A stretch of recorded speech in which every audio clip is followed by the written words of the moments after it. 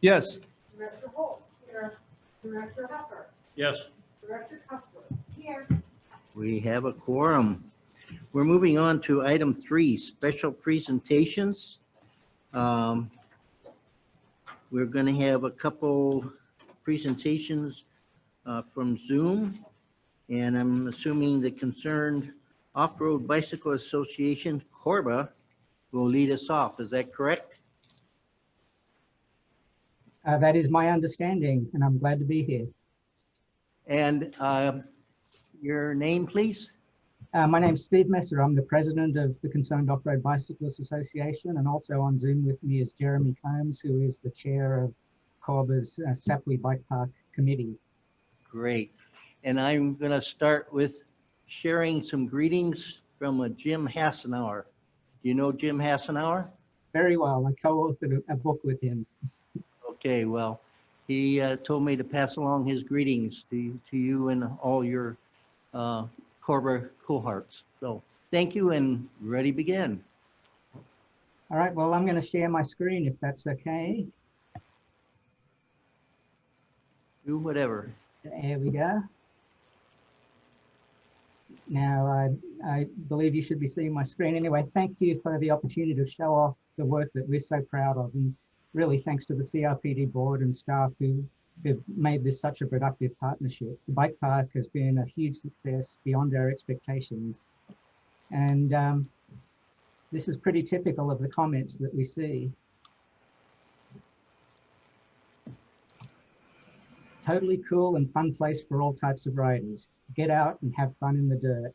And that's a 5-star review on Google, and very typical of the reviews we get. But let's go back and see where we started. It's hard to believe that it's taken just over 9 years to get here.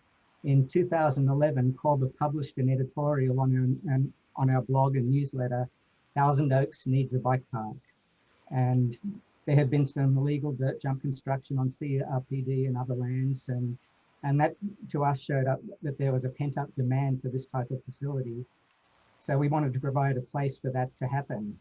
So in 2012, the CRPD held the first public meeting for a revised plan for Lang Ranch Community Park, and we had over 100 cyclists turn up and advocate for a bike park.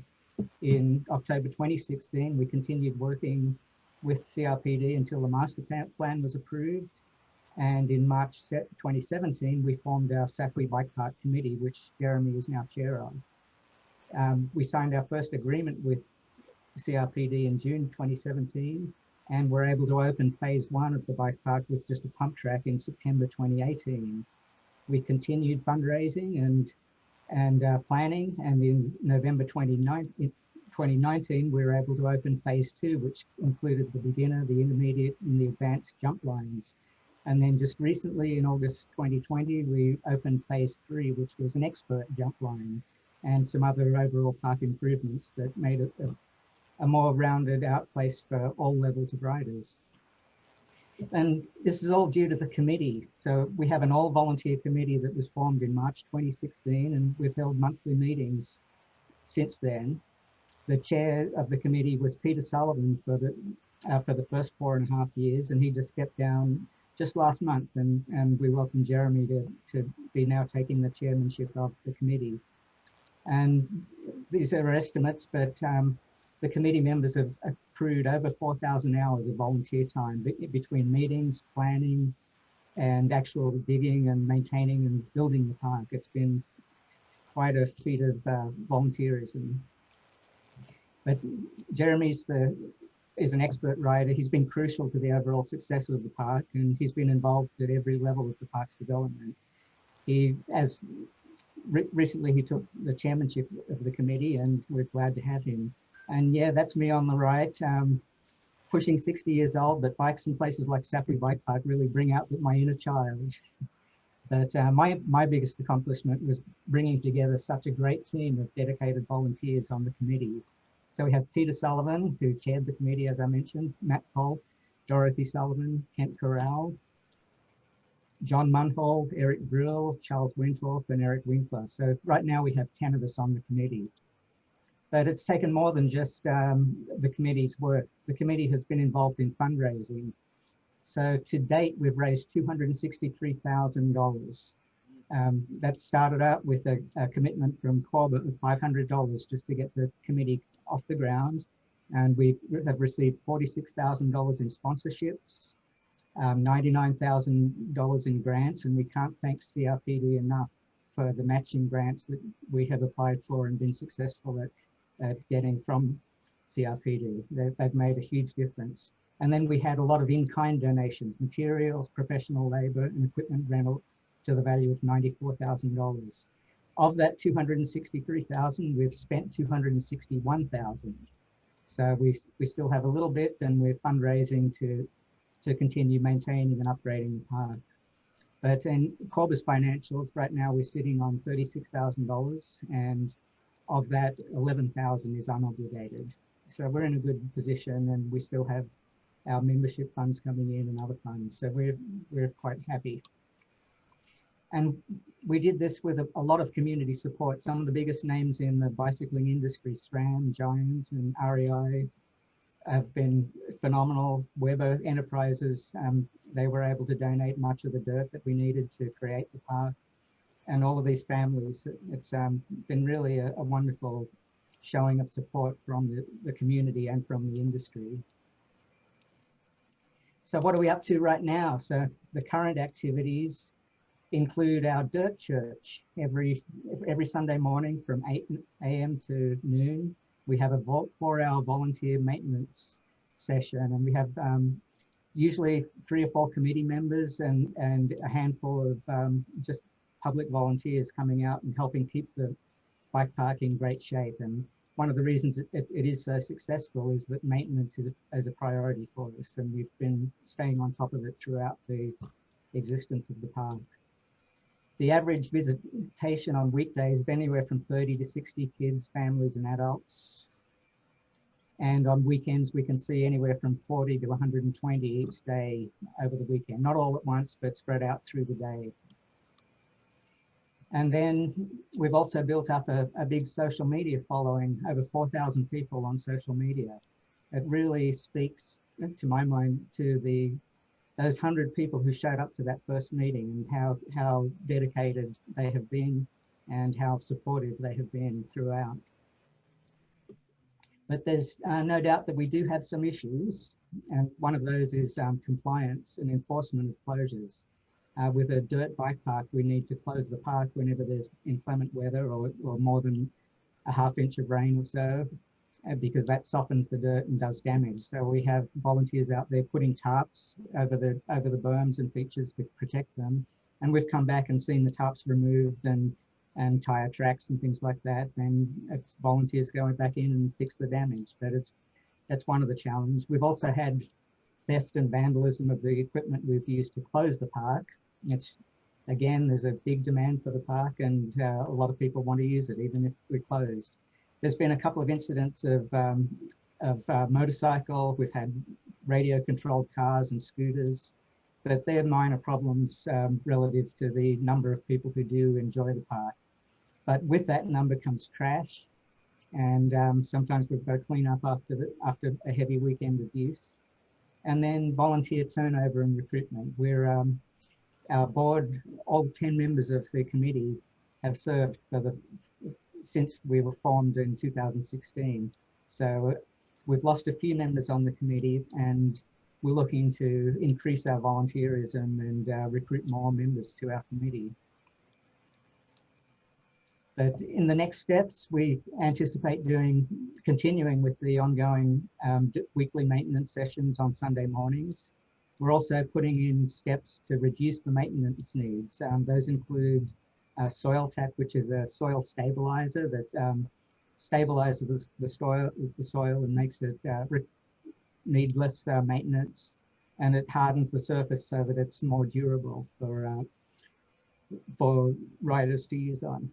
We're looking to put in an additional kiosk and signage, and I understand they're currently on order. We're also looking at formalizing a bike park ambassador or a volunteer program. We're still in discussions about what that's going to look like. And expanding the bike park committee, which we're at 10 people, but next year, a couple of those will be up on their 2-year terms, and I haven't heard anyone saying they want to get off the committee, but we'd still like to bring new blood into it.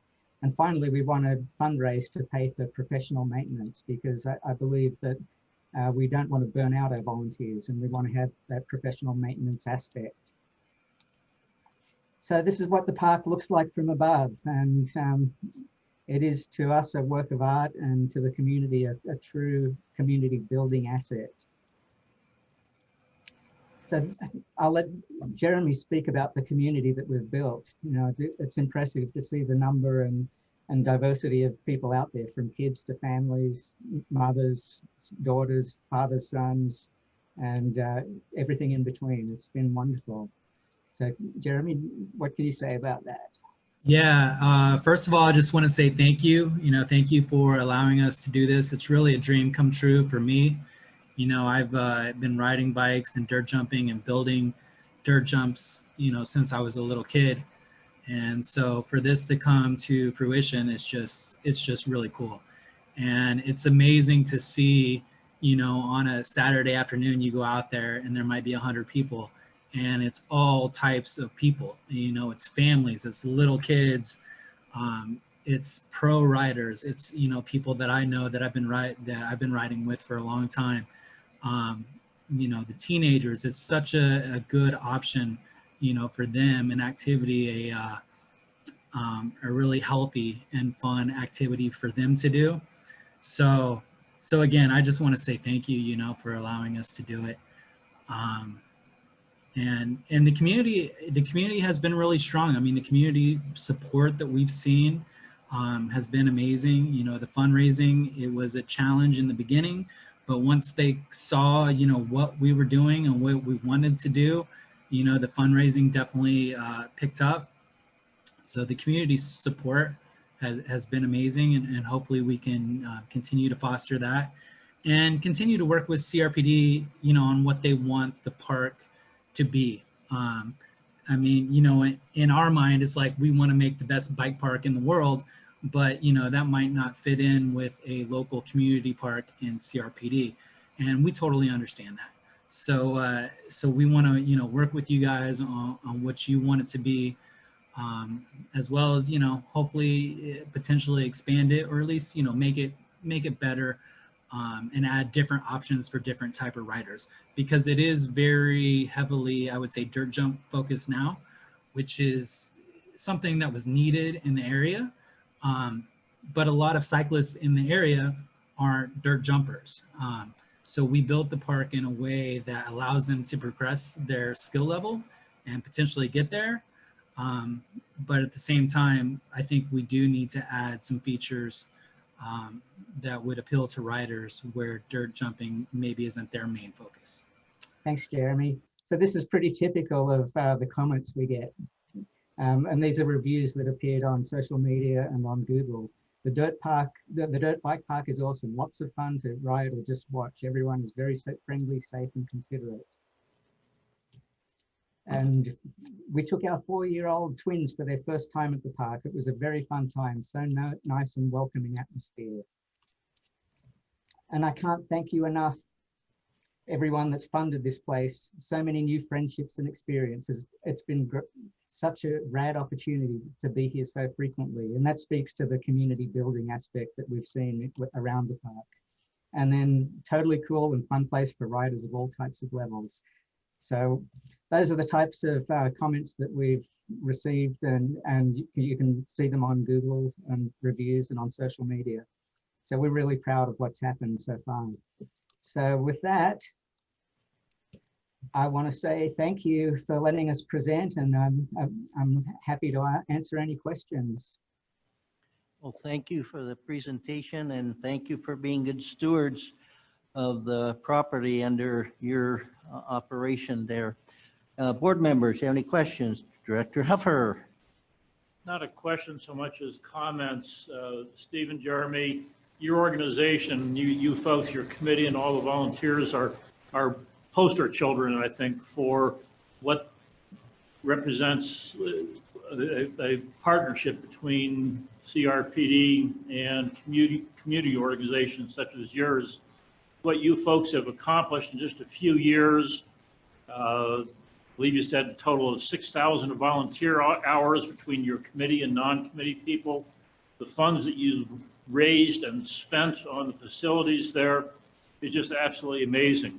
You folks started the planning process almost 10 years ago and came to us and said, we would like to see this, but you went so far beyond just telling us what you wanted to see, and you actually accomplished getting much of what you wanted a reality. So thank you guys, thank your committee and all your volunteers for everything that you've done for the bicycling community. It's been our pleasure and our privilege, truly. Absolutely. Thank you, Director Huffer. Yes, Director Cusworth. I was completely awed by your presentation, and, you know, to echo what Director Huffer said, your fundraiser and your volunteers and the commitment of the people that you have in your organization. It's really very, very impressive. And to be able to just take, like, I guess, a corner of dirt of the park and make it into an incredibly popular attraction. Kudos to you. I have a question though, and it may not be something that you have the answer to. Do you know a percentage of the people that use the bike park are Conejo Valley residents? Jeremy probably has a better sense of that than I do, since he spends more time there. So I guess I'm a little unclear on the definition of Conejo Valley, but I would say Ventura County residents. I would bet that it's 75% at least of Ventura County residents. Conejo Valley, I'm not really sure on that. One thing to note is that the city of Santa Clarita just opened a bike park 2 weeks ago. And I know there were a number of people coming from Santa Clarita trying to get their skills up and practice getting ready for the forthcoming Santa Clarita bike park. And now with that open, there's going to be less people traveling from that area. But we've also got another one under construction in Ventura. I'm working on one with LA County down in the Whittier area.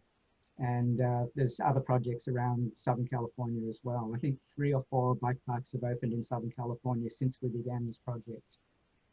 So it sounds like you've been an inspiration to other communities. They've seen Yes. for that. So congratulations. Yeah, we do have other bike park advocates coming to us for advice now, just as we were going to other bike parks in the beginning to asking for their advice. So it's wonderful to be able to pay that back. Got mine, it's dirty. Thank you very much. They won't see it. Hang on. You have more comments from Zoom participants? Okay. Awesome job, beautifully. Love it. Great. Yes, Thank you, Mr. Chair. Director Nichols. Steve and Jeremy, thank you for the presentation. Thoroughly enjoyed the photos and hearing some of the responses and the comments. The one thing that I was most impressed with is that you've only got $2,000 left. I love the fact when an organization like yours, volunteer-based, asks for money and that they actually spend it on what they intended to. You know, it's unfortunate when we see organizations that have great ideas, all full well-intentioned to get things done. They get the money and it just sits there because it just didn't quite come together. But I'm thrilled to see that you actually spend the money. So thank you for doing that. It's encouraging.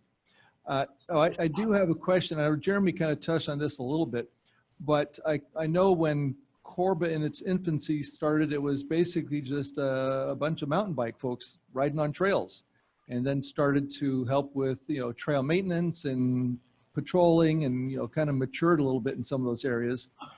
But this is obviously not that. So I guess whether it's Steve or Jeremy or both, has the clientele changed, or do you see different opportunities? Because it's not really a BMX course, but are there different styles of off-road bicycle use that you're trying to address? And if so, how many different styles are there out there? There are many, many different styles. The bike park, we see kids on strider bikes, which have no pedals, just to learn to ride, all the way up to BMX bikes, dirt jump bikes, to mountain bikes. So we see the full range of bikes, and there's something there for everyone. But the jump lines are, the way they're designed, are definitely better for the dirt jump specific and the BMX specific. So we have, I know in the master plan there are a number of skill stations that we have yet to tackle. And we'll be looking at doing some of those going forward. And those will be accommodating mountain bikers specifically over the other users. But within the mountain biking, or I should call it the off-road cycling community in reality, because it's more than just mountain biking. There's a broad range and a broad spectrum, and there's a lot of crossover. So, you know, I ride in bike parks, I ride trails, and a lot of people, they don't just do one style. They like to mix it up and do multiple different activities that fall under the auspice of off-road cycling. And a follow-up to that is, do you have competitions out there, or do you foresee this type of facility accommodating competitions of some sort? Competitions are a possibility. We've discussed doing something like what they call a jump jam, where people get scored on their jumps as a fundraiser. That's a possibility. We haven't had any such activities yet, although we do have Peter Sullivan, who's our previous chair. He's out at the park right now doing a fundraiser with a clothing company who is doing a photo shoot. So it's also gained that level of attention as well. And with that photo shoot, we're getting a donation from the company that'll be put towards future expansions and additions. Well, thank you. I know you guys are quite busy in many other areas as well. So thank you for the presentation, and we'll look forward to continuing to work with you. And we look forward to working with you and continuing this wonderful relationship. It's been an honor and a privilege, as I said. Thank you. I agree. Thank you. Director Holt, do you have any comments or questions?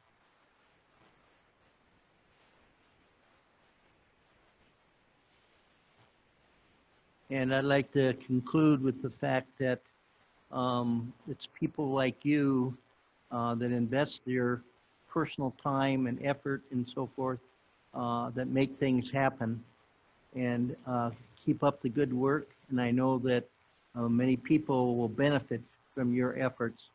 And we'll thank you now for the future users for what you're doing now and laying the groundwork for years to come. Again, thank you. It's my dream to see kids who are there on Strider bikes in 25 years, bringing their kids out there on their Strider bikes. Very good. All right. Thank you so much. Have a good rest of the evening. We're moving on to our second presentation, the Conejo Disc Golf Club. And who's going to be presenting that? There he is. Good evening, ladies, gentlemen, friends, chairman, board members. Let me just say while we're waiting for this to load that I can't believe I've got to follow that presentation. $250,000 raised and that many volunteers weekly. Wow. I do promise one thing, and that mine will be quite a bit shorter, and hopefully I'll be able to entertain you all for a few minutes and let you know what the Disc Golf Club out here in the Conejo has been doing in these crazy times that we're going through. Okay, look at the beautiful picture. Rabbit Flats Disc Golf Course, our first disc golf course in the Conejo. Its 10-year anniversary was this May. We had big plans for our 10-year anniversary tournament. There was other ideas that the pandemic had in store for that, but in big picture, kind of small potatoes to not get to run our tournament. And let's see, there we go, celebrating 10 years. But not really 10 years, because disc golf in the Conejo started 50 years ago. Actually, the very first known disc golf tournament in history, and this is even on the Professional Disc Golf website, Professional Disc Golf Association's website, very first tournament was here 50 years ago.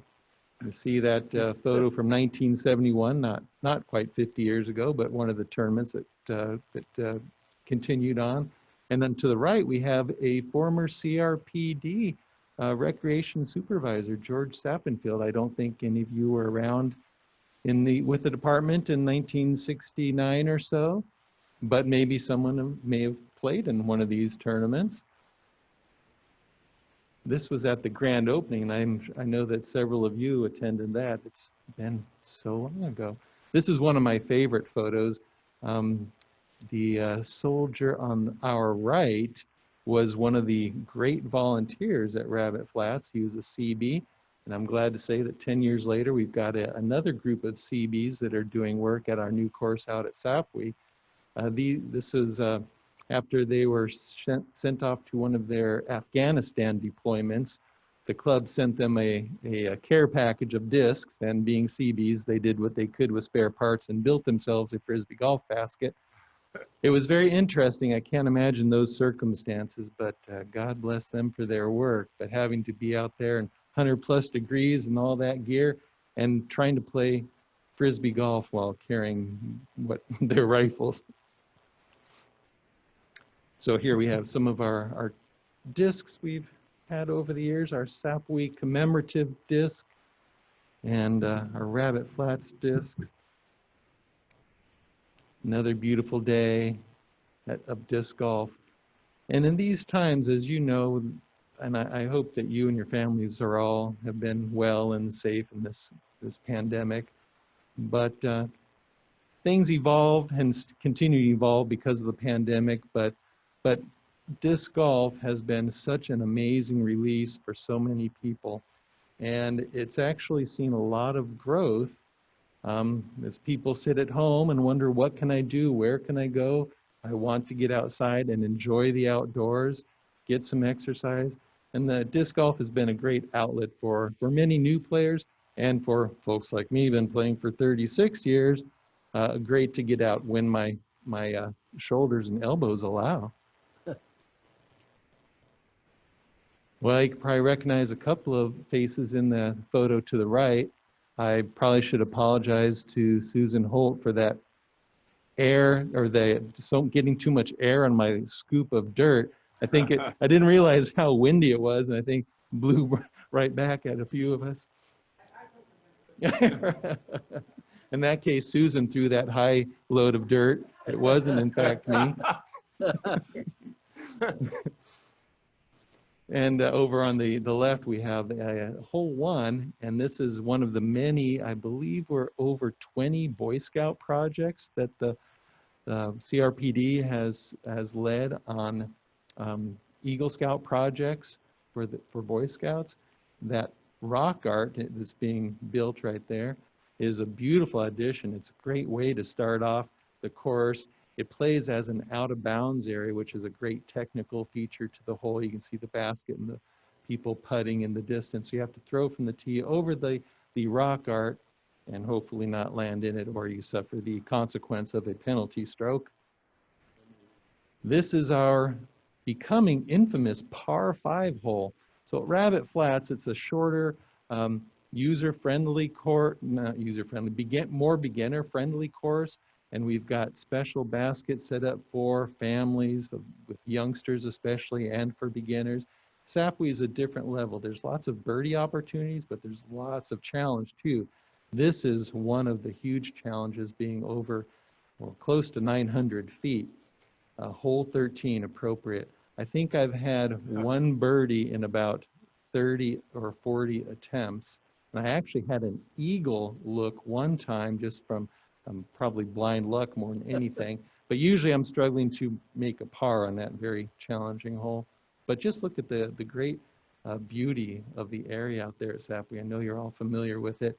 And I should take this moment to say the Parks and Rec and the staff out there, Greg in particular, they do an amazing job of making the course really nice, coordinating the Eagle. Hopefully we'll have Eagle Scout projects going on again someday after this pandemic.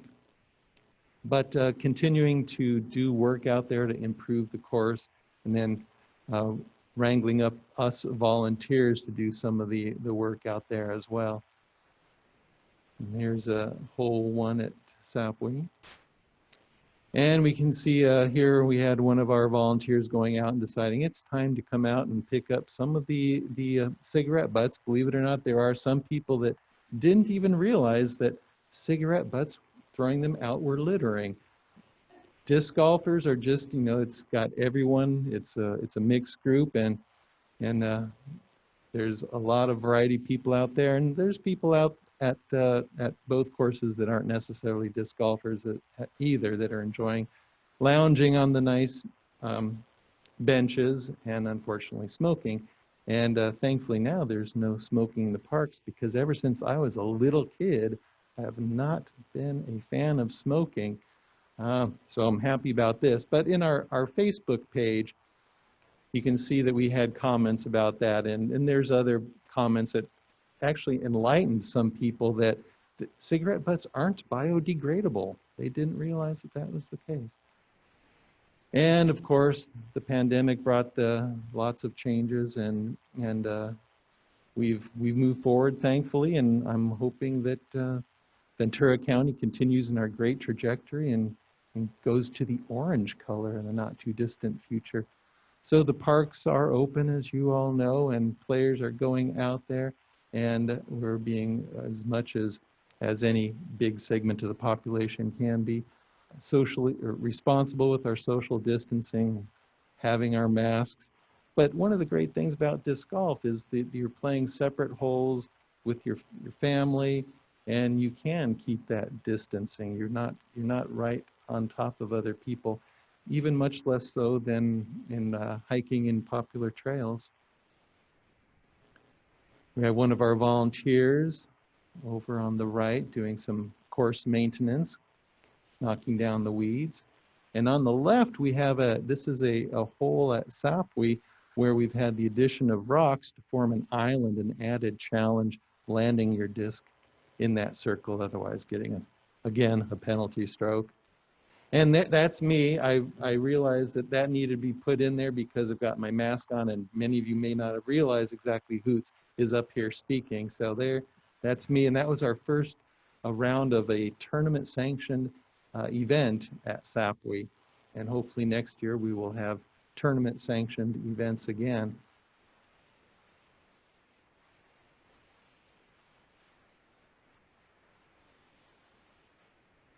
And there's the appropriate picture for the end of my presentation. Is probably just missing sunset out there, but I don't have anything else. But if you all have a question, I'd be glad to answer. Thank you very much, Mike. And Director Holt.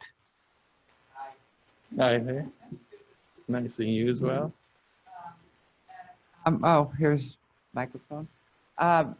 It used to be, before Sapwe, at the Thousand Oaks Center, you could go in and they would lease you or whatever, let you have a couple of discs to go and play. Is that still true at Thousand Oaks Center, or is it? Because of the pandemic, I don't know if that's the case right now. So, I think that you probably know better than me, or some of you, that the center is generally closed, although people are in there. And like for us disc golfers, lost discs are still turned in, and they pick them up out of a collection box, and then we can call and make an appointment. They'll look for them, and then we can go in there and make arrangements to pick them up. Okay. Rochelle, do you have any comments on that? I believe you're correct that the facility is closed, so they're not checking out or selling the disc currently. Well, he's got a slew of them, let me tell you. Just call him and say, I want to borrow a few. I think Susan is How many do you volunteering to have? decrease my collection. I would say that all types of Frisbees, I may be down. I've whittled it down quite a bit. I think I've gotten rid of about 50%. I'm down to about 1,100. So golf discs, I'm probably down to probably 400. I Some have of his these- phone number if anybody wants to borrow one. A lot of these I've had since even the 80s. And so they may not hold up too well to hitting a tree or rocks, but I've had this collection for That's forever. amazing. Yeah. Amazing. And a lot of those aren't state of the art like this guy now. You get great distance out there, of course. But by all means, I am always available, not only to have discs to loan to you, but to go meet with you out there and play a little bit of disc golf too. Well, thank you for the presentation. My pleasure. Good to see you. Nice seeing everybody. Thank you, Director Holt. Director Nichols. Yes, thank you, Mr. Chair. Thank you for the presentation. I remember seeing some of the presentations last time you were here. It's always good to kind of refresh that, but also hear what's happening. With the two different facilities that we say you operate or participate in, with the Rabbit Flats being more of an introductory beginner, of course, affiliated with one of our community centers where people can go and participate in that, as opposed to Sapwe, which is probably a little bit more challenging, longer. Do you find that there seems to be a group of people that kind of hang around one or the other because they like that? Or do you see a lot of crossover between the two where they just say, hey, let's go try this one this week, back and forth? Great question. It's actually quite a bit of crossover. And I think that people will start off at Rabbit Flats. It's got built-in features, having baskets particularly for beginners and youngsters. And Rabbit Flats is definitely a step up. It's gotten quite a bit less frustrating, maybe is the right word, because of the continued work of mainly the Parks and Rec, but also some volunteers, and kind of getting the rough under control. It used to be if you stick on the fairways, you just move along at a really quick clip. As soon as you get off the fairway, though, it was the case where you'd spend 20 minutes perhaps looking for a disc. I usually limit it myself at 10 minutes because I've still got so many more. And with this being a club organization, how many members do you have in your club, and why would I want to join a club as far as participating in what you have to offer, as opposed to just showing up to one of the facilities and just having at it? Yeah, I think it's one of the great questions in our communities in general. Why do we get, even for being a club member, why are in general 5% doing 90% of the work? And our club is fairly loose. We don't have dues. It's open to everyone. Our club Facebook page is over 400 people. I will say that there's some that maybe join maybe because they're visiting the area and they're interested in seeing or finding a map, etc. But a lot of people want to get involved and give back to the community, to the sport. And that's what I've been doing all these years. I've loved the sport since I first fell into it. And part of what I really enjoy now is giving back. So my kids go out there and they get to play, and other people get to enjoy it and bring their kids out, etc. And it gives people an outlet and a reason, a way to be outdoors as well. Lost my train of thought. I'm sorry.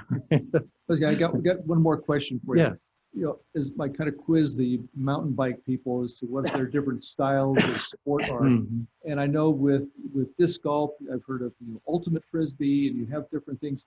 Do you find that disc golfers only do disc golf, or that they also maybe like to do other types of frisbee or disc sports?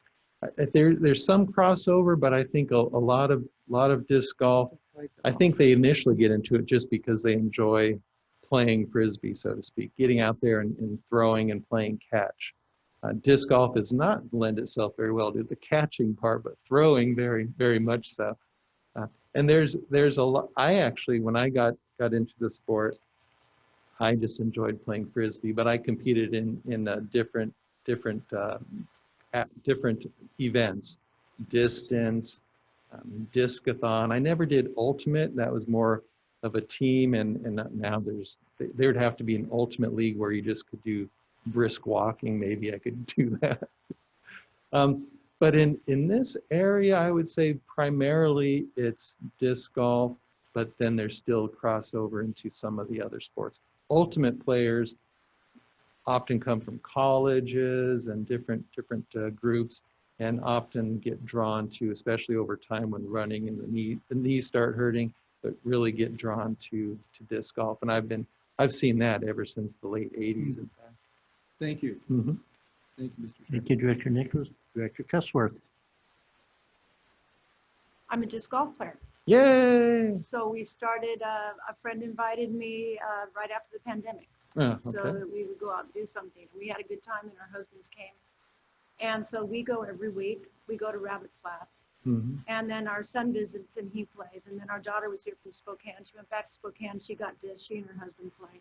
We went to Sacramento, and our daughter there with her two boys, they came out and played with us. Now they have discs and they're playing. Oh, boy. So my son did play ultimate in high school and college, Mhm. and so he's pretty good. But I'm impressed that there's crossover from Rabbit Flats and Sapwe. We went there to Sapwe Mhm. and thought, okay, give me a break. I mean, there's no way. Of course, I am a bad disc golf player. Everybody is progressing better than I am. I am terribly bad. I need to take lessons. I don't know if there's disc golf lessons, Well, but maybe we'll connect and yeah, make maybe that I happen. can get with you and find a disc golf teacher. So I'm surprised that there's people at Sapwe. Mr. Hare assured me that people are using the Sapwe course. I was at one time wondering if we could have like different starting points for different baskets, but maybe that would, like here's the easy course and way up there and over all of the sagebrush and over the creek, around the bend to where you can't see the basket. That's the hard course. But I watched a video and yeah, they were sailing them over there. I mean, it's really very impressive. So I'm glad you brought up the cigarettes because I have noticed that many disc golfers are very particular and love their cigarettes. And so we do now have the rule though that you can't smoke in the parks, but I haven't had the heart to go and mention that to anybody because they all seem to be having a good time. Especially at that one place, that's kind of at the top of the hill and has those 4 benches. Yes. That's kind of the hangout there. That's the So- meeting area. Yeah, but I have seen people with strollers over there at Rabbit Flats and found the nights we can't go because there's tournaments going on, and really have enjoyed being a part of the disc golf community. Even though a middle-aged woman isn't your typical disc golfer, we're having a lot of fun. So thank you very much for bringing this to our community. I think we should have more disc golf courses here. I love hearing that. It's a great sport. It's a very diverse group, and in these times, definitely not getting into politics, but things are just so divisive, and disc golf is just one of those outlets where we can get together and be ourselves and accept each other, and actually building bridges in the community, which is just a little perk to the sport. Well, I found that everybody there has been so nice, going into the creeks, helping us to find our disc, going through the bushes, giving me tips on how to throw and stand. It's been very lovely. It's a great addition. I say a great addition. Oh, and my husband, he takes his Boy Scouts out now. Oh, great. They've become big disc golfers. So, but we don't have as many discs as you do. I think we have 10 between the two of us. So That is a good start, though. That's a good start. I don't know. It doesn't seem to matter which disc I throw. They're all about the same. But anyway, thank you. Thank you for all your efforts. My pleasure. And we'll have to do and connect, and I can help you probably find something that's a little easier to control for your disc. Okay, thank you, Director Cusworth. Director Huffer. I just want to add my thanks for the presentation this evening, and thanks for the work that you and your organization are doing to create and maintain the disc golf courses that we have. Unlike Director Cusworth, I am not a disc golfer. I tried Rabbit Flats once and was totally embarrassed. I wouldn't even dream of trying disc golfing over at Sapwe, although a family member gave me a nice package of 3 or 4 discs. So I looked very professional, but I couldn't try it. So if you do happen to offer lessons to Director Cusworth, count me in. I'd like to learn at least some of the basics, but yeah. Anyway, thank you very much for what you and your group do for our community. Thank you. Appreciate it. Yes, thank you, Mike. And as we know, Mike's been involved from day one, making all this happen.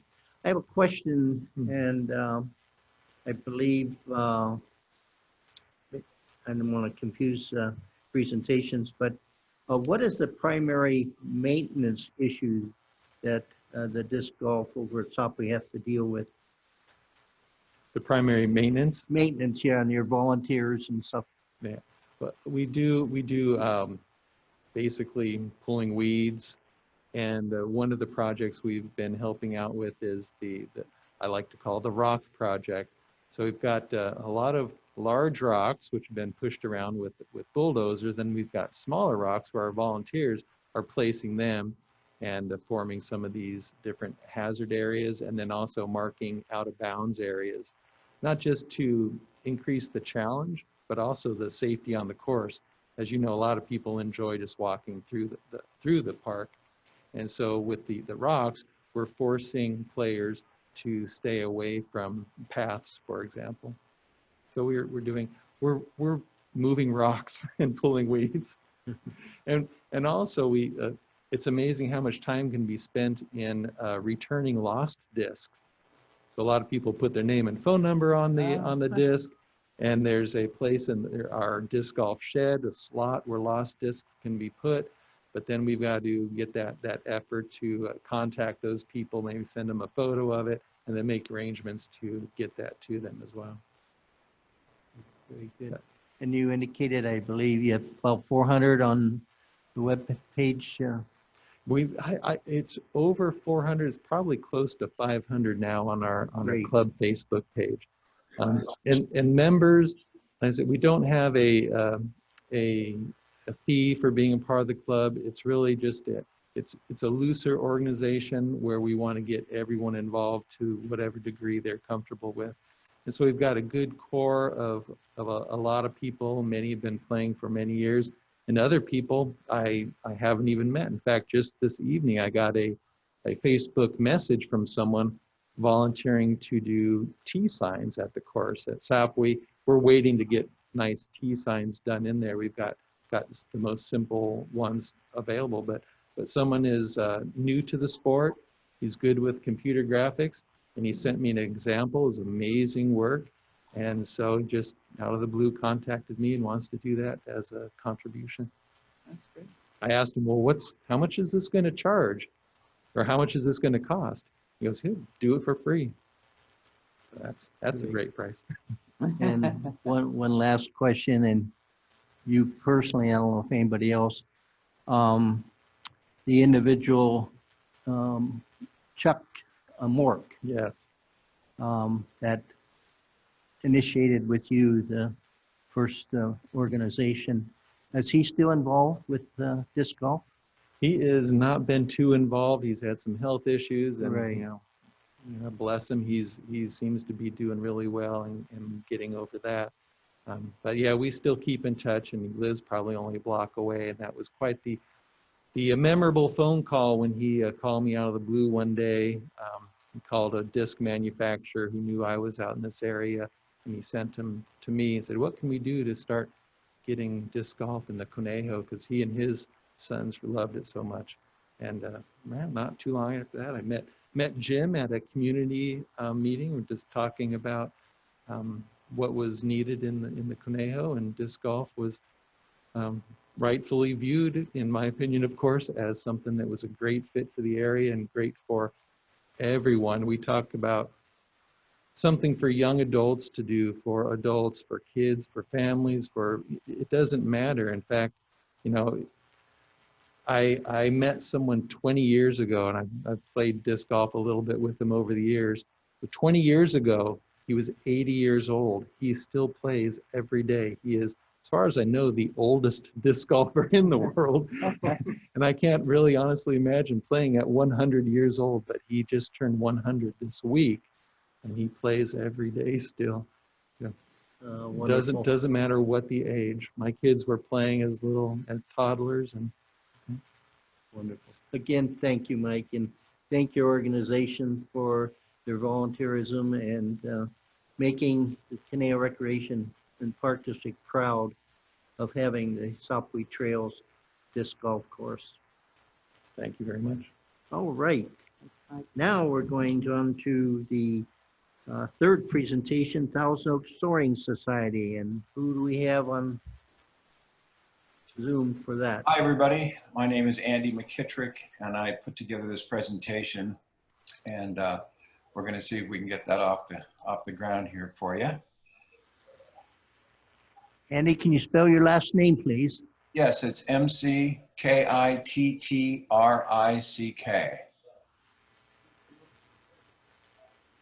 And I want to introduce, I put this together, so I got the thing up in the computer for Dave, our president. I'll introduce to you now Dave Swain. Hi, Dave. Hello there, guys. The board, everybody there online, taking a look at what we got going on at Thousand Oaks Soaring Society.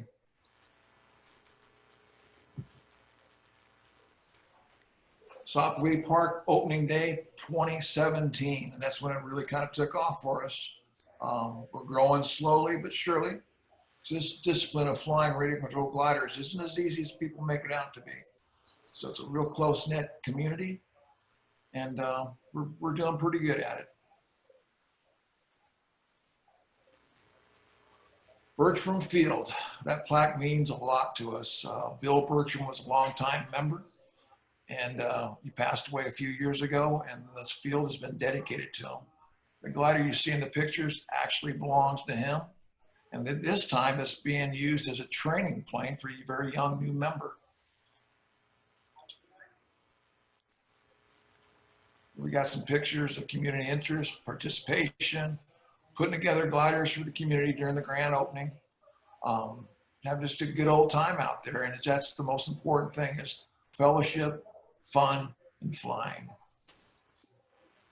More of the community interest. It's with the COVID, everything kind of slowed down for the past 6 months, basically. But we're starting to get more and more people out, taking a look, and we've slowly but surely grown our membership. Improvements on the field. We had a shed. We've got a second shed, thank you to the CRPD. We've put up solar panels, charging our batteries, and it's really made a big difference. A lot of our members are in their 70s, which is really amazing to myself. But I've known these men for 40 years. That's really helped out. And I like to put a kudos out to Greg and Cameron. They've done a lot of good stuff for us out there, and they're always there for our needs. Again, gathering of eagles, different planes we're flying. Bertram Field is a very different place. I've flown all over Southern California. Our club itself has flown at several different fields. And this is by far the best and best equipped now, thank you to CRPD, of any place in Southern California. And it's kind of being a destination for people from all over the place. Come out and try us out on a Sunday morning. And we had a few people have joined us from outside the county over in Santa Clarita and places like that. It's been very good. But our goal now is to get into the schools, some kind of STEM program, to get more and more people involved at the very beginning of this stuff. But our newest member, a kid named Bixby, and there's the plane that Bill Bertram flew and built at one time. And this young man and his grandfather, which makes a great team because he can go home each day after flying. They have something to work on or talk about and learn from one another. Contests. We've had a couple different contests. This one here, particular one, is hand launch contest. They don't use any kind of device to launch other than brute strength and technique. And this was a real good turnout in January, which was a perfect time of year to have it. We've had to fly between the rainstorms, but it was a great time a few years back, and we hope to do that again shortly.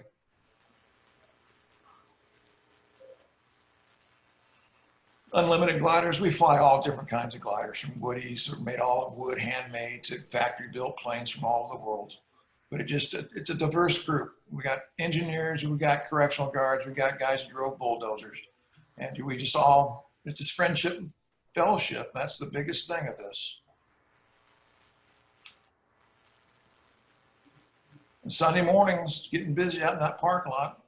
And it's a good thing to see. More and more people are coming by, checking us out, and interest is there.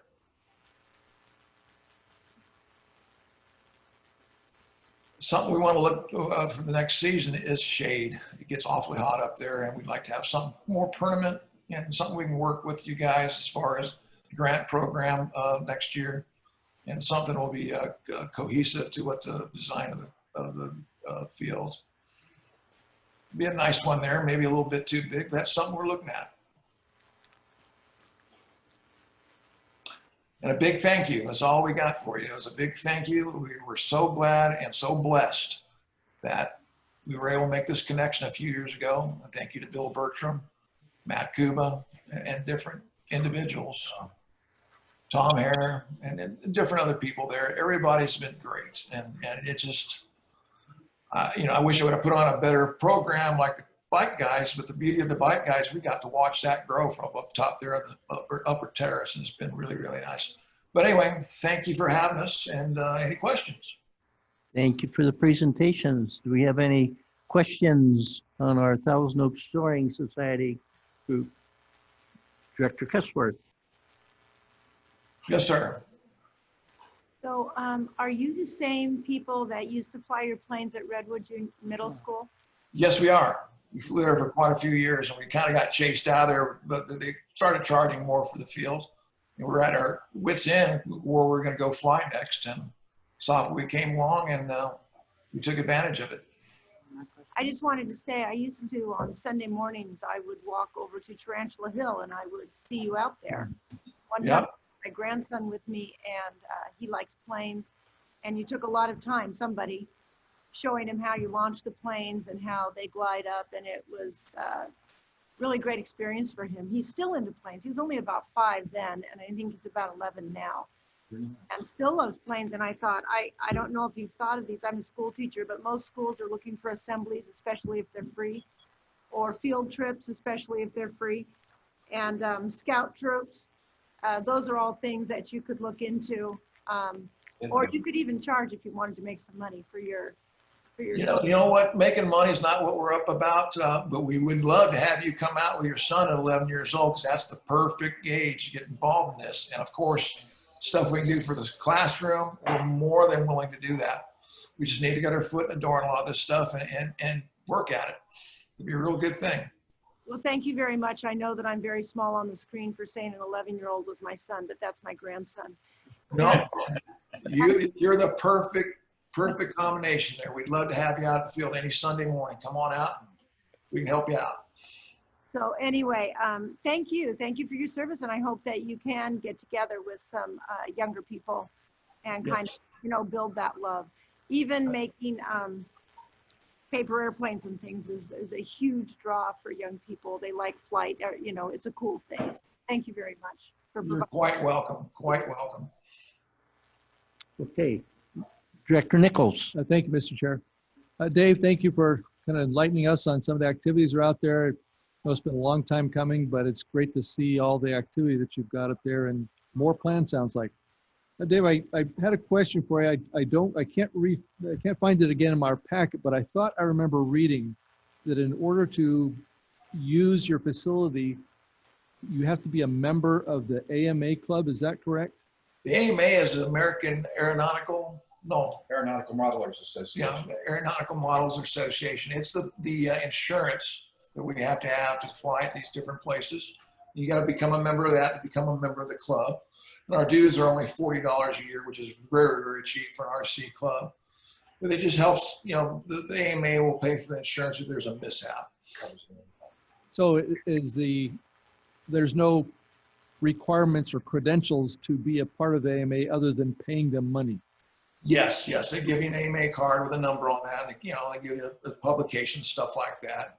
They keep us involved with different things go along. Okay, I didn't know if there was some test that you had to pass to prove that you were a qualified pilot in order to be a member of that club. No. We'll help you out if you're a beginner, of course. We check out people's planes when they show up as potential members and stuff like that. There's no regulation against that, no policies. When you mentioned about getting involved in the schools, what first came to my mind was the robotics program, how the kids like to build robots and do whatever they do with them. Is that the type of thing where you had envisioned maybe getting involved with building gliders or whatever it takes? Building the gliders, building something with their hands, balsa wood, stuff like that, something simple that they can fly. The only difference is we don't use motors, we don't have propellers, none of that. It's all gliders. That's what's unique about our field. All right, thank you very much. Thank you. Yes, thank you. Any other questions? Director Huffer. Not a question, but I want to thank you and all your volunteers and your organization for the work that you've done on the I guess you would call it an airport or air area up there. Glider field. Okay. Anyway, thanks for making this such a nice facility, and looks like it's increasing in popularity. I know early on when we first started working with your group, you gave us a demonstration of the different ways of launching the planes. You talked about hand launch, and I guess there are different devices that you can use to move even further. But it's really encouraging to see organizations like yours take care of the facilities, grow your organization, and improve what we have here at the Park District. So thank you very much. Well, you're quite welcome. We're so blessed that we'll be working with CRPD. It's just it's amazing. All right. Good presentation, and we'll be addressing another issue associated with your organization further in the agenda. So that concludes our special presentations. We're moving on to item 4, items from the public. Mark, is there anybody online? Okay. On to item 5, approval of the agenda. I'd entertain a motion. Director Move Huffer. approval. And thank you, Director Holt. No changes, recommendations. All in favor, say aye. Aye. Opposed? Abstentions? Hearing none. That motion will pass. We're moving on to our consent calendar, 6A and B. Entertain a motion at this time. Director Holt.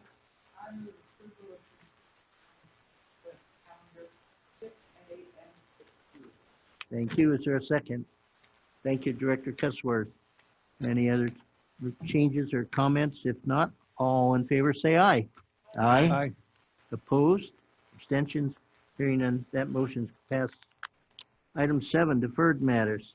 We have no deferred matters this evening. Items for discussion. CRPD update regarding COVID-19. Mr. General Manager Gradle. Yes, thank you, Chair Lang and members of the board. Mark is going to help me out just a bit by going on the VC Recovers website, and kind of as I talk through, we have pulled this up before. I'm doing this in part because I hope at some point the public that might be watching it understands where CRPD is coming from when we're, working to constantly, reopen and allow for more things as the public health orders allow. So philosophically, or the approach we've been taking is, if the public health orders allow, we will do something. So we are trying to reopen and try to do things that seem like normal as quickly as the health orders allow. So that is kind of our approach to things. So we get asked all the time for people to use our picnic areas, our fields, our facilities. And the answer sometimes is not what people want to hear, because we do still have public health limitations.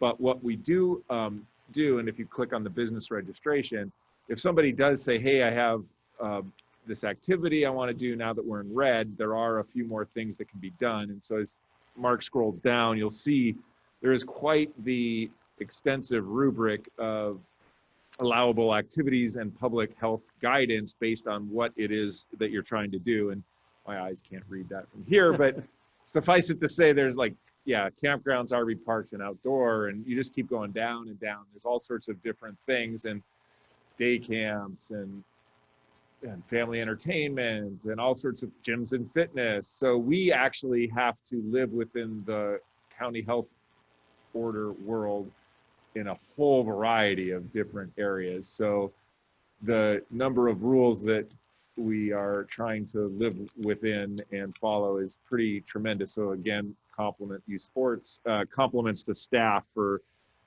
constantly staying up with that. So one of the things we will do when we do get a request that kind of fits within what we think pretty clearly we can allow, we then have to refer them to the county's website, because they can do an online, they call it attestation, that just says they understand what all the rules are, that they're going to adhere to those rules, and they register in. When we get that registration back from the county, then we give them the permit, and then people can use our picnic areas and our sports fields and all those kind of things for activities that meet the county guidance. So one thing has changed since our last meeting, and I'm going now, Mark's going to the frequently asked questions site. So it's as simple as the definition of gathering. So as he scrolls down on the frequently asked questions page, are gatherings permitted? So that was just updated on October 12th. So this is like, get ready guys, gatherings used to not be permitted. You can now gather with 3 households or more. So things are loosening up. So if somebody asks for a picnic area they don't have to tell us why or what they're doing, whether it's a birthday or a quinceañera or a church picnic or something. If there's 3 households or fewer, we can give you a permit now for that purpose.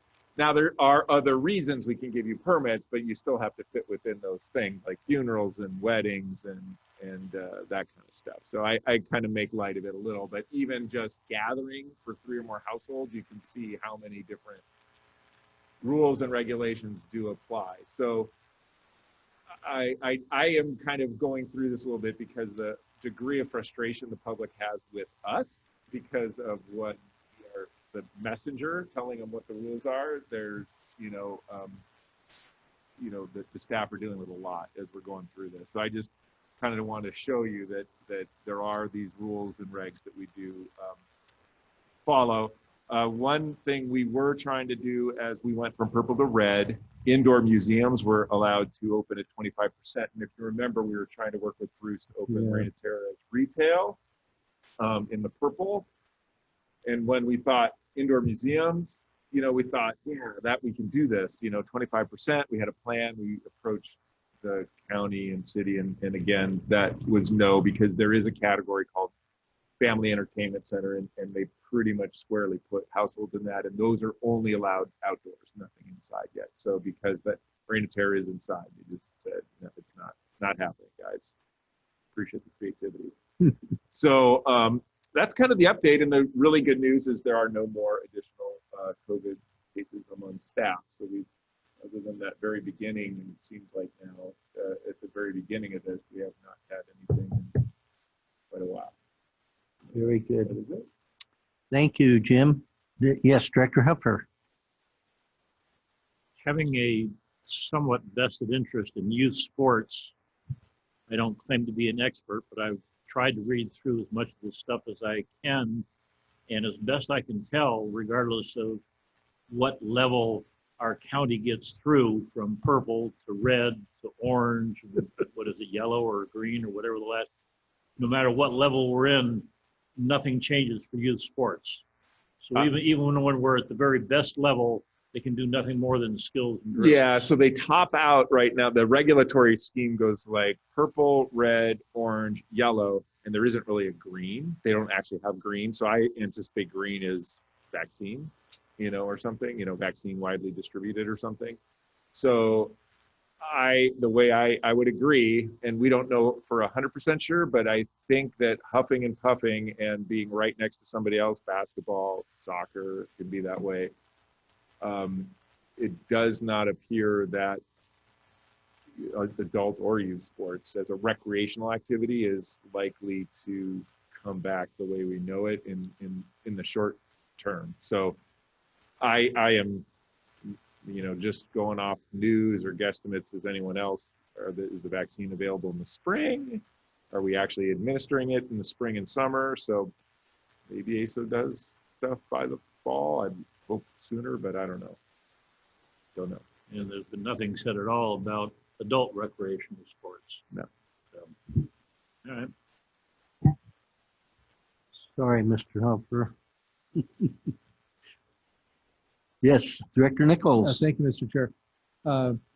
General Manager Friedel, one of your comments caught my attention when he talks about gatherings and the definition changing. And now people are calling to use facilities. Are these the latest definitions, guidelines, mandates, actual law that has to be enforced? Do they tell you every time these change that, oh, by the way, there's a new law, or is it just an order? how is that information conveyed as to how you? Yeah, no, know how that's to a great follow it? question. We don't, no one knocks, no one like gives us the heads up it's going to change or anything. So sometimes we find out just because somebody tells us, hey, the website updated today or something. So basically we're doing what anyone from the public could do, is just regularly, like daily, look at the County of Ventura's website and the State Department of Health website. So when the gathering one changed, it takes you to a link that kind of walks you through everything that's allowed under gathering. So the frequently asked questions, there is a portion of that that says these frequently asked questions are to be interpreted as basically laws, orders of the public health officials. So there is no normal, what we think of as legislative process to promulgate laws. The public health official, under the public health emergency rubric that was established long before COVID, that's been in place a long time. But once you say public health emergency, there are incredible powers invested with the public health official to just make rules. And the way they do it is, and I don't think it's a bad way in terms of getting the word out, is because most people don't want to read a bunch of legalese and paragraphs. You know, they're saying these frequently asked questions are the law. You know, the question and answer, but it does often link to like a public health guidance document. And so even with the gathering one, there's a California Public Health Department document that says gatherings, you know, are limited to 3 different households maximum. And then it goes on to explain in a lot of detail what that really means. Mhm. So, you know, it says truly just the same household, you cannot have, say, 3 different households plus the host, or, you know, like it has to be just 3 different households. And even then, you still have all the social distancing protocols and all that in place, according to that, you know, the website. Mhm. And as this is a follow-up to that, when you do get these inquiries or requests, whatever happens to be, to use a facility, is there a requirement that Park District staff question or inform about the 3 household limit? And then do we have to send out staff to enforce that and, you know, ask for IDs and make sure that they are in the same household? How does that end up in reality taking place? Okay, so in reality, we take people at their word when they tell us exactly what they're doing. We give them a permit with the thing they say in either, you know, because there's a permit application. So we give them a permit in accordance with what they tell us they're going to do.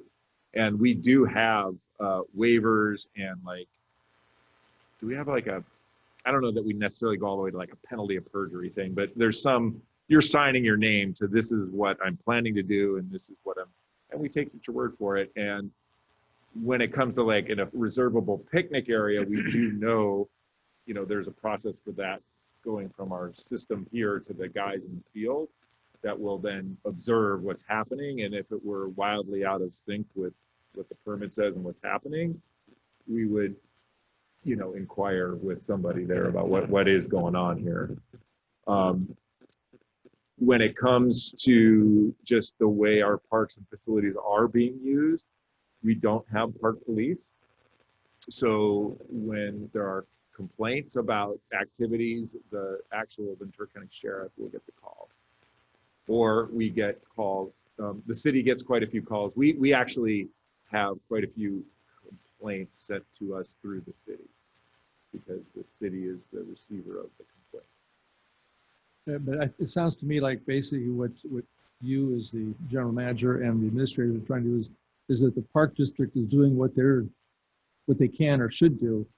But as far as the general public, there's just no way we could possibly ever. Yeah, and we actually will tell people that are saying, why aren't you out there? I saw a group of people playing soccer. You know, I saw it. Like I called and you guys didn't rush right out to break up the game or whatever is happening that's not consistent with a guideline. And, you know, we actually hired a staff person, you know, part-time staff person. We gave them some hours back to go educate and inform the different groups about what skills and conditioning is versus games, and you could do one but not the other. So what we are doing is trying our best to just educate, inform. Enforce is not our thing. So Yeah, well, like I said, you just don't even have the staff to do that, Right. so. And Right. besides trying to keep up with it every day as it changes, so. Right. All right, well, thank you for the clarification. Yes, sir. Thank you, Mr. Chair. Any other questions? On the 3 households, is there a number limit to the 3 households? I mean, if 3 households had 10 members living in their household, does that mean that can maybe a 30-person activity? Yeah, I mean, it's just a like 4 or 5 page thing, and I can't remember if it said what is the limit for household, but I think the way I read it was household, and it didn't define any limit on the number within a household. So Okay. Well, thank you, Mr. yeah, Friedel. Mark's got it up. So you know, it's a quick link and a quick read, but Okay. We're going on to item, pardon? Sure. Oh, Director Holt. are you kidding me?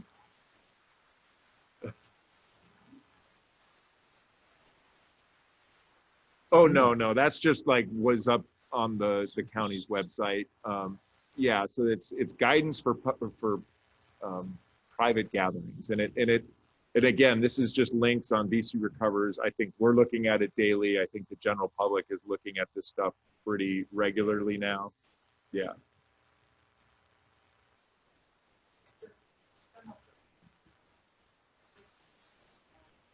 Yeah, no, and I can print this off and we can get you a copy. Yeah. Well, that's actually, I've learned to stop printing stuff because Yes. there's not. Okay. Item 9A, Amendment Number 2 to Memorandum of Understanding with Thousand Oaks Soaring Society for use of Westlake Upper Terrace area and Sopley Trails Community Park.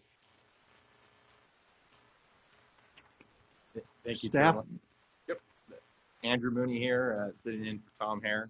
Thank you, Chair Lang and members of the board. The item tonight is a recommendation to enter into an amendment, number 2, with Thousand Oaks Soaring Society for the use of the upper terrace. As you saw tonight from all 3 of our user groups at Sapway, very successful park site and user and community site to garner the use of pretty unique opportunities with the district. So it's a great user group. They've worked very well with staff over the time. They actually were there prior to the park even opening. They started in January of 2017, and then the park later opened in September, officially September of 2018. So they're going to continue to work with staff to maintain and develop areas. I know in their presentation they mentioned possible opportunities for shade. So it's those adds and developments that will continue to foster their group and use of the park site. So basically looking to continue this great relationship for an additional 3 years. So with that, I am available for questions. Thank you, Andrew. Are there any questions on this topic of the Amendment Number 2 for the Thousand Oaks Soaring Society and the Park District? If not, I'd entertain a motion. Director Huffer. I'd like to move approval of staff recommendation for the general manager to enter into an agreement, amendment number 2, to the MOU with COS. Thank you. And I thought, yes, Director Cussworth has a second. Any other additional comments or questions? If not, all in favor say aye. Aye. Opposed? Abstentions? Hearing none, that motion will pass. Pardon?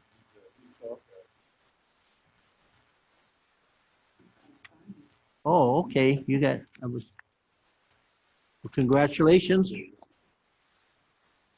We're now moving on to item 9B, the public utility easement, the deed to Camarosa Water District for an emergency standby generator at McRae Ranch West. Staff, please. Is that Andrew? Yes, sir. All right, do it. Thank you, Chair Lang. So we're looking for a recommendation to authorize the general manager to grant a public utility easement with Camarosa Water District.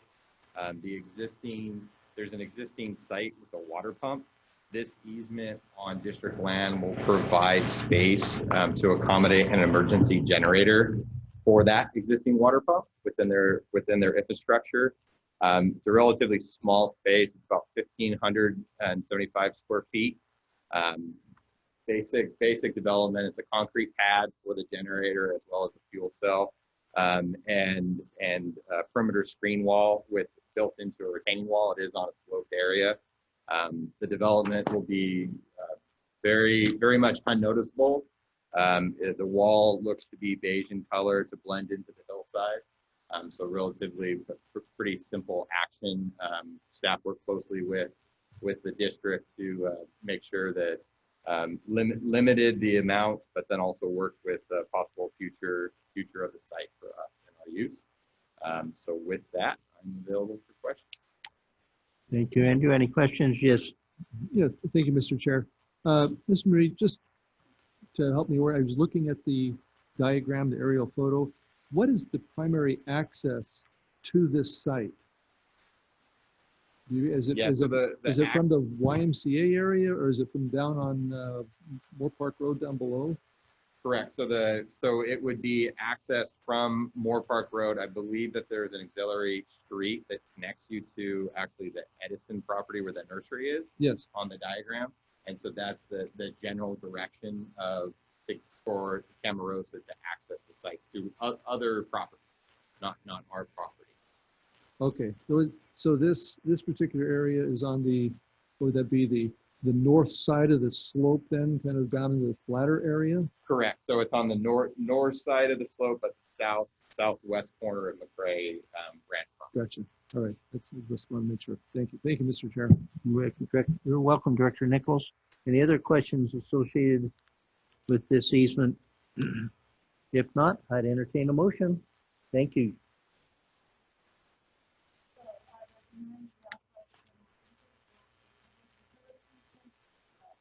So Water District for an emergency standby generator at McRae Ranch West. We have a second. Thank you, Director Holt. Any comments or questions associated with that motion? If not, all in favor say aye. Aye. Aye. Opposed? Abstentions? Hearing none. That motion will pass. We're going on to item C, Conejo Recreation and Park District 30-year capital assessment maintenance plan. Mr. Mooney? Yeah. Thank you again. Oh, you jumped right in after Mr. Ayers. Thank you again, Chair Lang. The recommendation tonight is a receive and file. So really just trying to provide the overview and the idea of this 30-year maintenance asset plan. So really this is a general review of district maintenance needs from our parks to our buildings. So basically all of our facilities. We didn't include it in the packet because as I'll walk you through, it's a very large document. So we have 50 plus facilities, 14 buildings that are on this document. And there's itemized line by line what maintenance needs to be done on these. And it's really a guide for our capital improvement plan. So this is kind of the first step of kind of reviewing our properties and use it as a support tool and budgeting for these projects. And so we'll be bringing the CIP 2-year budget will be reviewed later this year, and the CIP will be presented in spring of 2021. So this is kind of the first look at, hey, what's happening, and I'll kind of walk you through. Sorry, I'll kind of walk you through, for examples. So if you look at, I'll try to zoom this in better. My eyes don't show me either.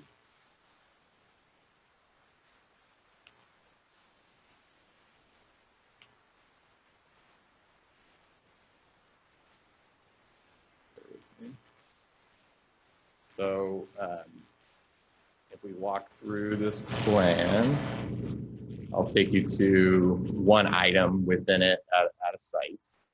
So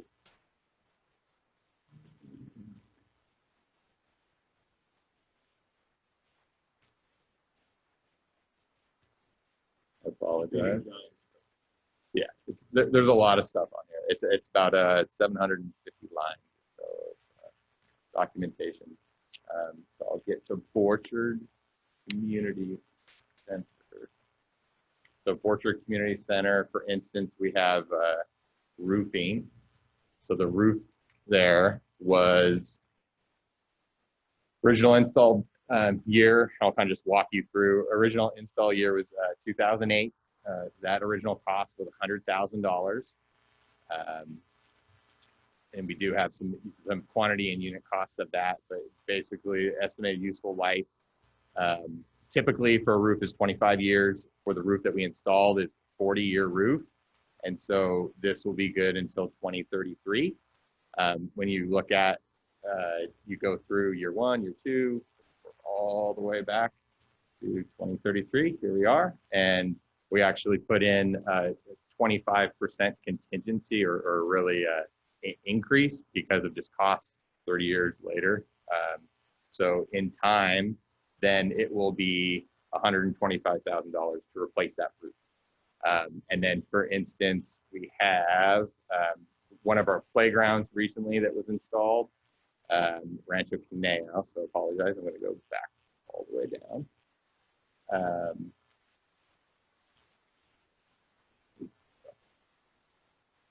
The Rancho Cuneo playfield. We get down to playground equipment. And that was installed at the beginning of 2020, about $215,000.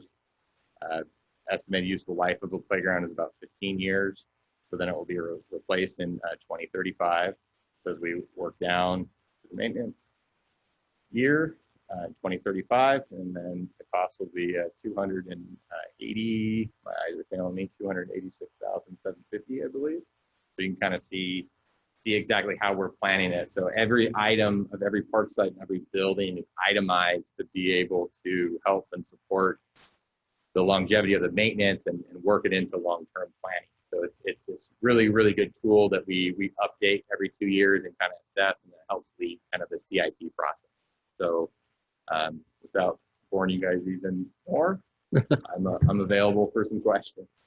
Thank you, Andrew. Yes, Director Hupper. I mean, this is all assumptions and projections, and obviously, maybe obviously, but the further you get out in time, the more questions there are about the assumptions that are being made. Am I understanding that you're basically you're taking the cost of something that's $100,000 and you're just bumping that up by 25%? Correct. Regardless of whether it's next year or 25 years down the line. And we're doing it in today's dollars as well. So there's only so much that we can plan and assess for with it. But then it does give us in the short term and the long term a good guide for a maintenance plan of the district for that 30 years of the district. Right. But I mean, you could get as tricky as you want with a spreadsheet. I mean, you could assume, say, 10% annual increase in cost, and each year it's going to increase another 10%. I mean, you could do all kinds of games with this, but I understand this is a planning tool. The other thing is that this is all just maintenance of existing facilities. This doesn't include any replacement items. I mean, you have Conejo Creek Community Center here and showing various maintenance costs, but you know we're looking at a significant, basically, replacement or close to replacement of the entire facility. So that's entirely separate from this 30-year maintenance plan. Correct. Yeah, and so this is kind of the first step into the CIP process, because we'll use this to review. Tom and myself work with maintenance staff to see for from my management, I do capital improvements and large maintenance projects.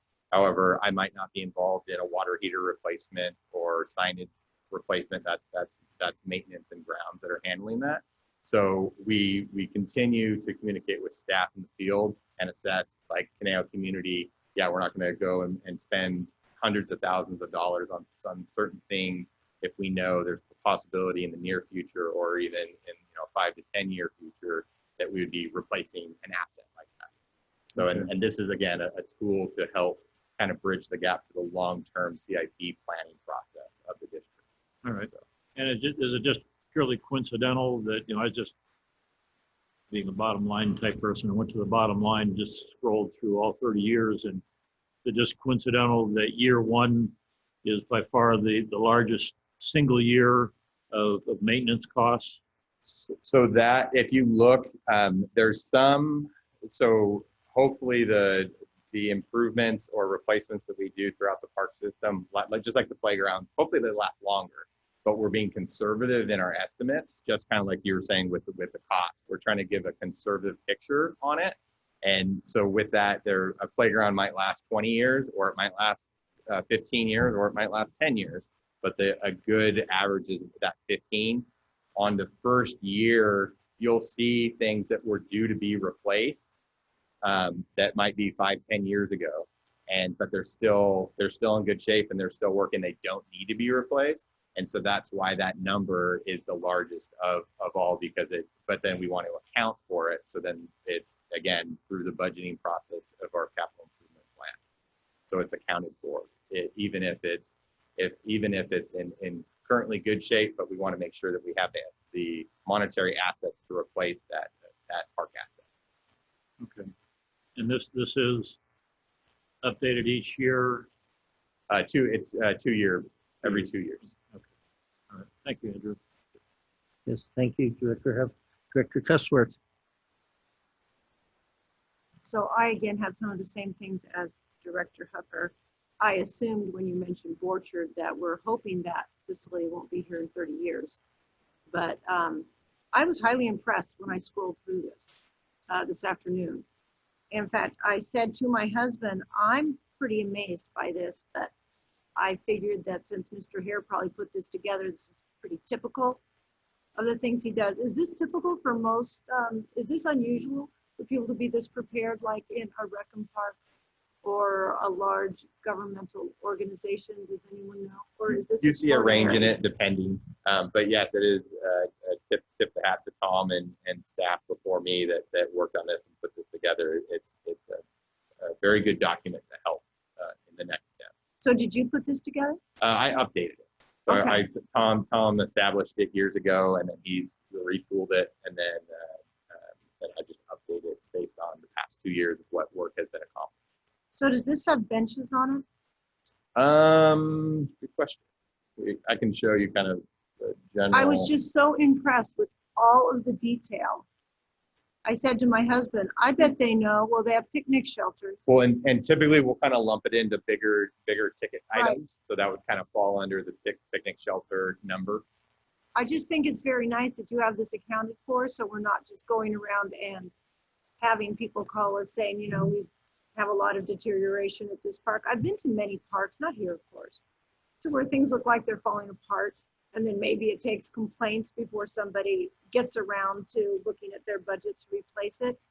So I thought it was very nice that this is being taken into consideration, that it's being looked at yearly.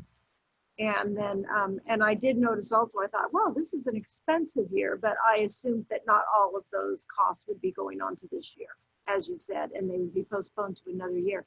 But at least somebody is looking at it. The only reason I mentioned benches is I said to my husband, because I was quite taken with this whole thing. Of course, I didn't read it all. And I don't even know if my glasses looking at that on my screen could see it all completely. But I said, I bet they know every bench in this park district, and they are accounting for every bench and picnic table in this park district. And it's somewhere going to be on a list on where that bench or picnic table has to be looked at to see if it's up to grade. So, so I salute you. So this is one, which is going to be the capital improvements. And then you're saying for all the more minor improvements, there's a whole nother list that goes with that. No, so this is the maintenance plan, major and minor, throughout the whole existing park system. As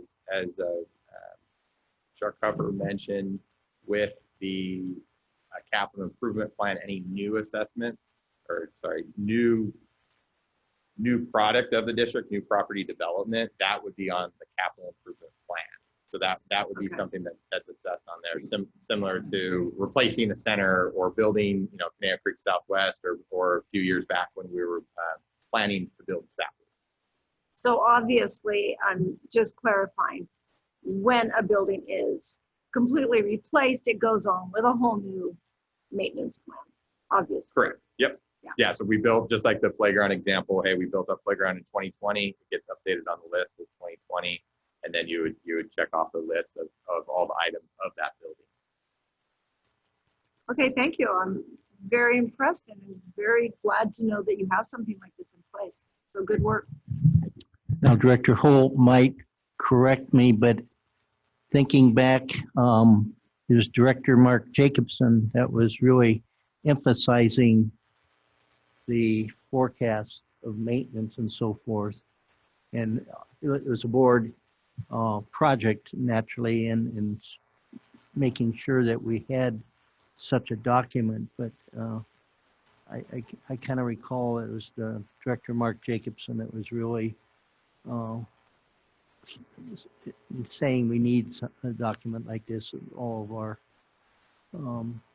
items and maintenance of our facilities. So, okay, any other comments or questions? Another one, Director Nichols. Yes, thank you, Mr. Chair. Thank you again, Mr. Mooney, for clarifying some of these. I did have just a basic question for my benefit. How is a capital asset defined? So a capital asset is a minor to major. Like if you look down the list, it's different for a building as it is with a park. So it's kind of the minor and the major elements of a park site, whether it has a building or not. So starts with the park. We have 50, I believe it's 52 green on the spreadsheet. That's a park facility, and then we have 14 buildings that are noted in orange.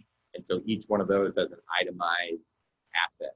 And so it's, a range of what it is, right? So that needs to be replaced, whether it's a pavement on your parking lot, like we just did this past year, or changing out a playground, or a new roof, or even down to a water heater and things like that, or bathroom refurbishment, things like that. So it's not necessarily a dollar amount that it's like, I typically think of a capital improvement program. If you have, let's just say $50,000. If something costs more than $50,000, it's a capital expense. If it's less than 50, then it's not. So there's not really a dollar value as what's a capital asset. You're just looking at facilities as your capital asset. Correct. Yeah, and we put a dollar amount based on best estimate or the known price of the reinstallation or original installation of that asset. Okay. In the plan. Okay. And then that gets spread out for it's in today's dollars that we calculate it. However, then we add the 25% increase to balance the cost in future years. Gotcha. Okay. And then